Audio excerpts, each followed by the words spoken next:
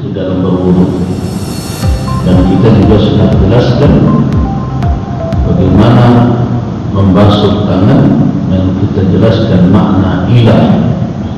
Apakah memang membasuh tangan itu harus dari ujung jari ke mata siku, sehingga kalau terbalik membasuhnya berakibat fatal? Sudah kita jelaskan juga.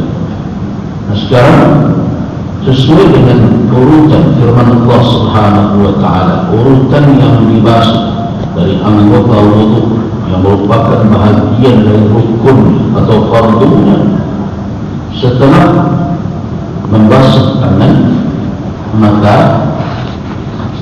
kalimat berikutnya adalah wamsahu biru'usikum, wamsahu biru'usikum.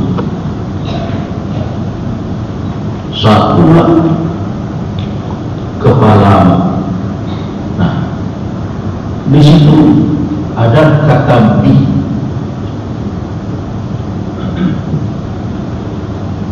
Bi itu kalau dia berdiri sendiri biasa diartikan oleh orang yang mengerti dengan bahasa Arab. Bi itu bisa bermakna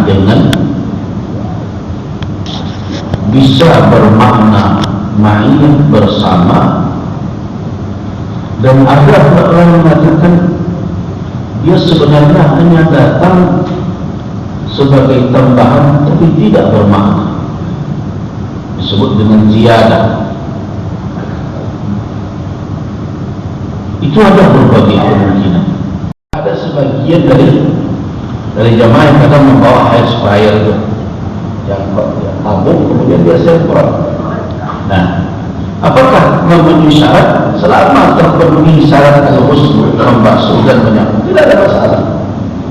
Mereka membawa apa, tabung kecil kemudian disemprot. Kalau dia bertanya melalui WA atau kadang terdesak, masalahnya tidak sejauh maaf bu, saya minta, kadang yang jawab bukan saya, minta jawab saja, jelaskan. Tidak bisa Buya menjawab masalah ini melalui WA. Nah, kadang dia datang mendesak, saya sudah mau acara. Dia itu adalah badlu aqsal juhdi, mengerahkan daya maksimal untuk apa? Untuk mendapatkan istimbatkan hukum syariat dari dalil-dalil. Nah, kalau masalah itu masalah aktual, masalah yang terjadi, bukan masalah itu, tetap persoalan. Itu makanya langkah-langkah yang dibuat oleh ulama secara disiplin keilmuan. Yang pertama harus dia pandai dahulu, mampu mendeskripsikan, menggambarkan masalah itu dengan utuh. Kalau dia tidak bisa menggambarkan, dia belum bisa menjawab.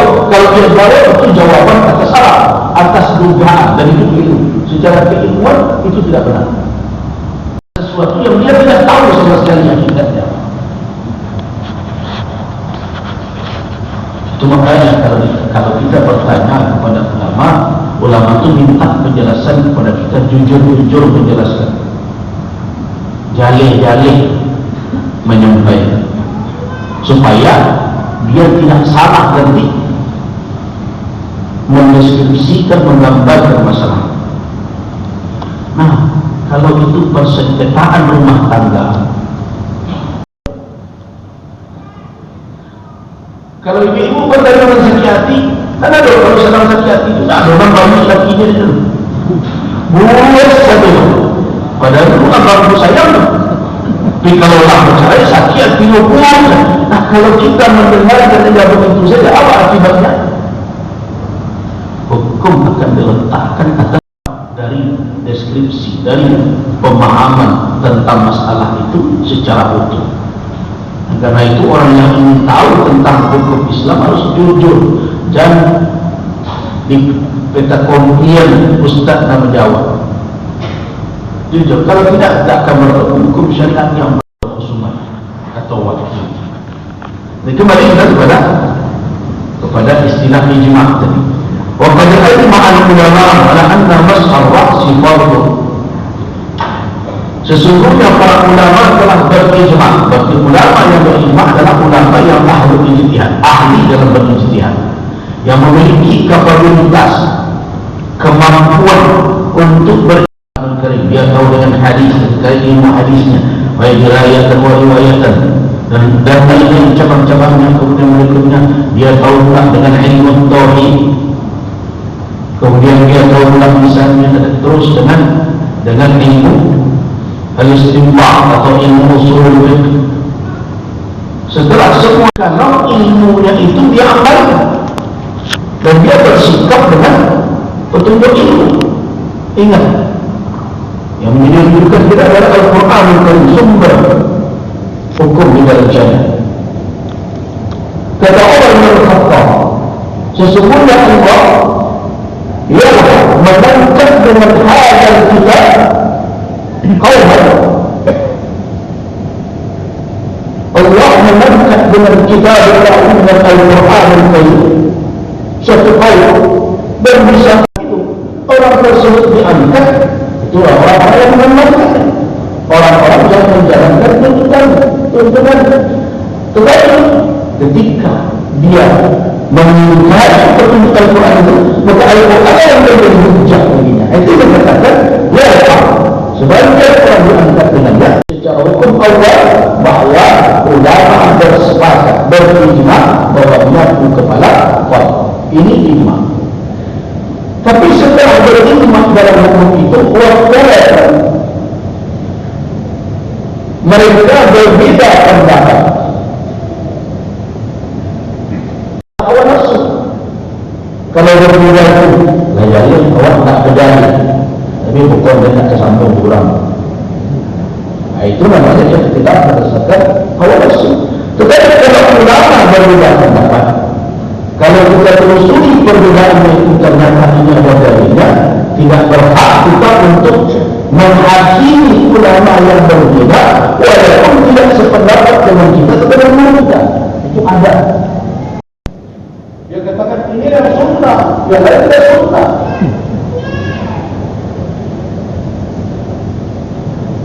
Pada ketika penafsiran dari makna ala sadar, ini fikih.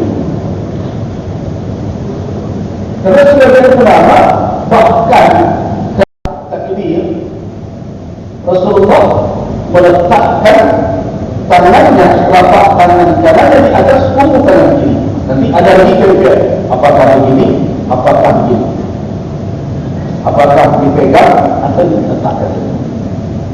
Kemudian terjadi yang satu mazhab mazhab sahabat, sisa-sisa peninggalan sahabat dari sisi keilmuannya di mana banyak tertinggal? Di Al-Madinah Al-Munawwarah.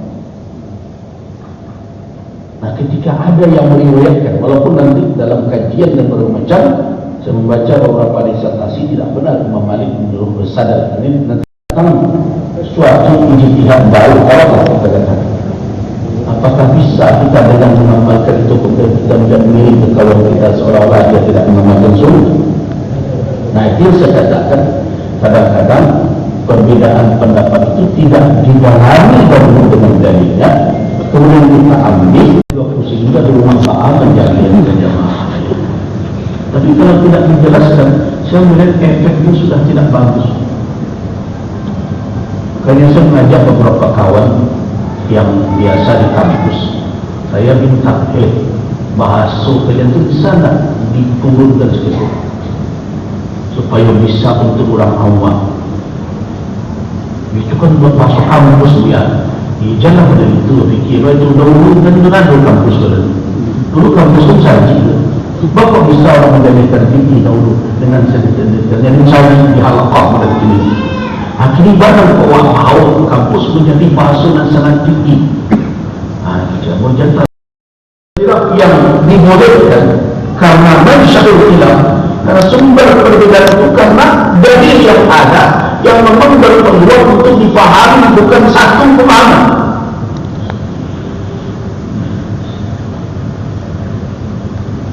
Tapi ada ikhtilaf yang mazmum, yang tercela. Al-khamr wal maisir wal ansab wal azlam rizq min amri syaitan. Apa makna rizq itu?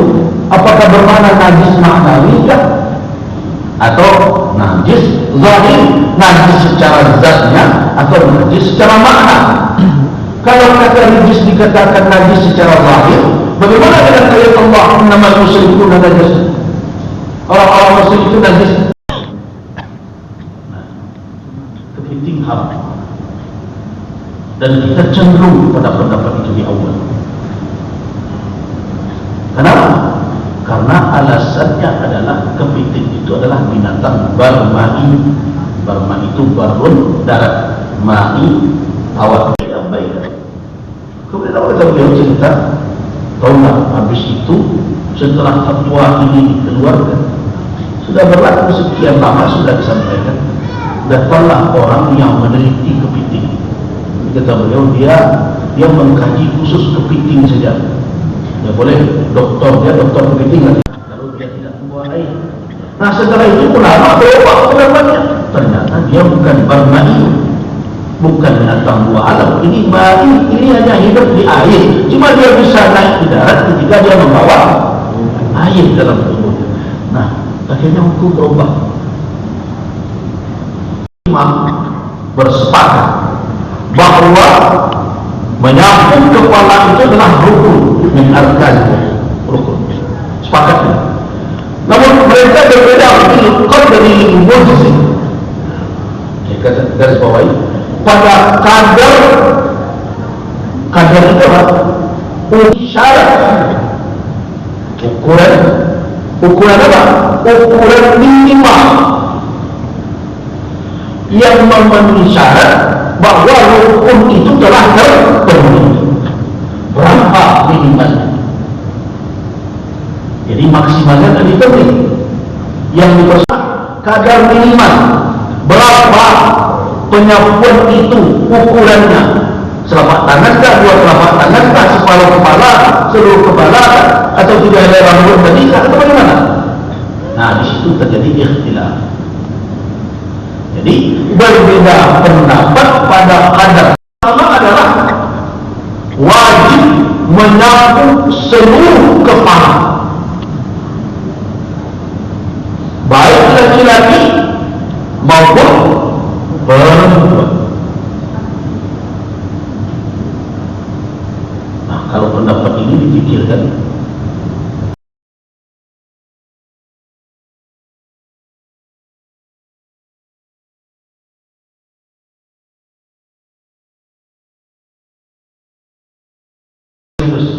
Abu sebenarnya tidak terlalu mengaji fikih ini kadang-kadang dilematis. So, kalau tak hati mengaji fikih dan mendengar dan konsentrasi, bisa tasik kaji dua pulang. Iya, kalau ada penceramah ini, kau tahu tak apa-apa dari berzina itu tidak halal. Pas tidak itu cuma ambil telepon. Pas halal itu mandor kebuya ini tinggal baik pulang itu kan, itu baik tidak kadang-kadang halalnya nyari yang benar kadang-kadang mudah PKI baru saja baik, zina halal sodomi itu dikatakan bahasa takut dan bahasa kata lu. Kalau ini perbuatan keji, apa hukum dalam Islam? Mati. Masa iya suatu kejahatan yang dianggap oleh Al-Quran sebagai kegiatan yang dahsyat? Tapi yang jelas mereka memahami dini tadi berbeda dengan mazhab Maliki. Kalau mazhab Maliki memahami di ru'usikum itu adalah tentu sebagai ziarah, tambahan saja. Maknanya wamsahu ru'usakum, sapulah kepalamu secara keseluruhan. Nanti mereka perkuat dengan hadis-hadis. Sedangkan mazhab Hanafi, wala tahliqu ru'usakum hatta yablughal hadyu mahillah. Janganlah engkau cukur. Kalau ru'us dia dengan kepala, tentu tidak kepala orang. Nah, ini maksud di situ jangan engkau cukur rambut, tapi dipakai ru'us langsung. Rasul maknanya. Selanjutnya. Jadi ada yang berpendapat sebagian kadar sebagian itu berbeda juga. Ada yang mengatakan seperempat, ada yang mengatakan setengah, ada yang mengatakan 3 hari saja. Itu pendapat yang kedua ya sebenarnya. Pendapat yang ketiga adalah menyapu seluruh kepala juga, sama dengan yang di atas, tetapi itu hanya untuk laki-laki, tidak untuk perempuan.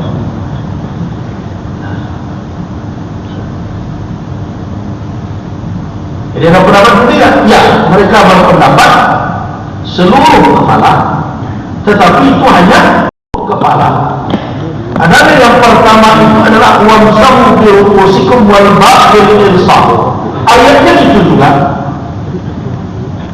Ba'd itu dikatakan lil irsah. Jadi kalau kita takdirkan dan tasawwur itu maknanya wamsahu ru'usakum. Sapulah kepalamu. Bil irsah untuk meletakkan bahwa yang disapu adalah kepala, bukan yang lain. Artinya apa? Perintah itu menunjukkan seluruh kepala harus disapu. Apa pandangannya pada ayat lain? Irsal itu seperti pada wajah. Ini hadis Abdullah bin Zaid. Kemudian kami keluarkan air. Kemudian berikutnya beliau berwudu. Faghasala wajhahu thalathan. Beliau basuh wajah beliau 3 kali.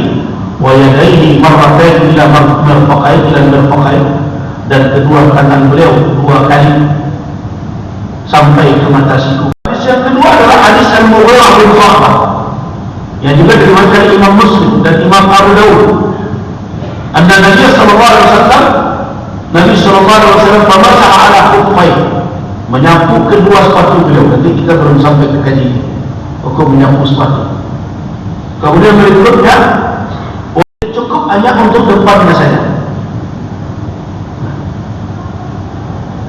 Ini dinukil dari Ibnu Qudamah.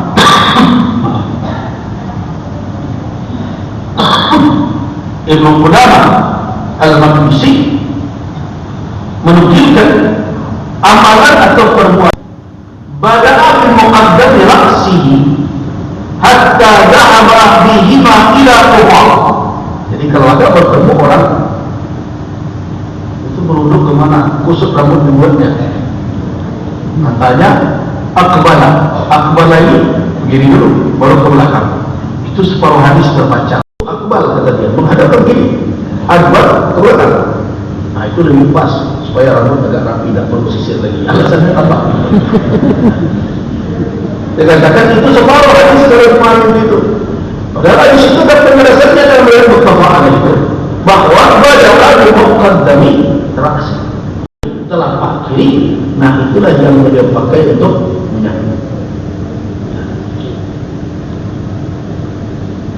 Itu dilakukan berapa? Martawah. Berarti sunnah menyapu kepala 1 kali. Sedangkan yang lain, jadi kerjaan kita selama ini menjadikan air di kepala, kemudian keluar basah semuanya, jilbab. Nah, sebenarnya itu terlalu berlebihan. Jadi diperbaiki saja, tapi bukan tidak sah. Tetapi mengambil dengan air baru kembali seperti dilakukan oleh Ali bin Abi Thalib tadi, nah itu lebih baik. Karena di dalam riwayat Imam Muslim, Rasulullah sallallahu alaihi wasallam menyapu kepala beliau bima'i ghairi fadli yadi al-udhunan minar ra'si. 2 telinga itu termasuk bagian dari kepala. Jadi karena itu ketika menyapu kepala maka sekaligus menyapu telinga, dan tidak ada tuntutan untuk caranya adalah